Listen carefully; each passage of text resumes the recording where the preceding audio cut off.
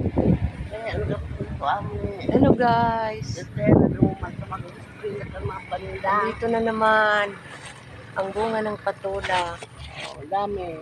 Oh. Dalawang patula. Ang laki na. Paano ko yan maabot? Sige, aputin mo na.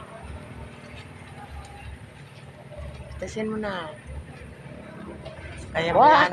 Ay, sana. Naputol na yung mamaga. Ayan. Ang laki na ng patula. Tagwa. Ay, tangko. Pagpapatula. Patula.